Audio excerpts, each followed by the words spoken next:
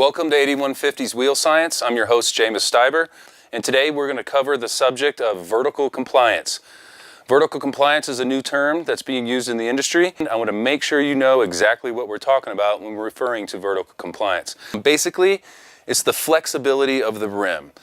It's compliance. It's how much force it takes to oblong or oval out the wheel under compression. Like as I drop my body weight into this rim, I'm actually making it no longer round and it's going to the egg shaped. As I release, it comes back. This is something that goes on while the bike is being ridden. Also, the vertical compliance from a front wheel to a rear wheel at 8150 is different. There's two things that are different about it. One, we're using a softer rim up front because there's not as much weight applied to the front wheel as there is to a back wheel. And we're also paying attention to spoke tension.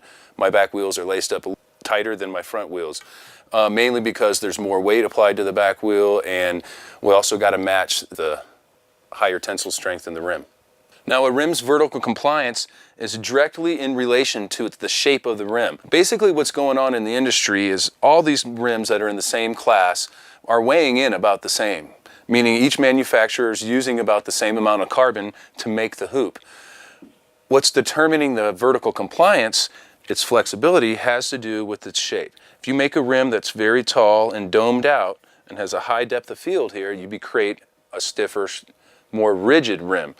If you make the rim more shallow and lower to the profile, then the rim allows itself to flex some more, even using the same amount of carbon in the weave.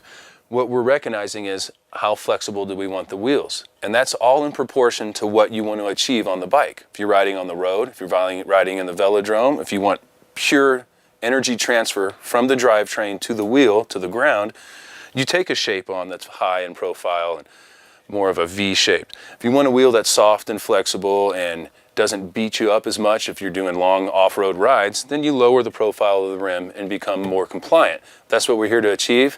That's what vertical compliance is all about.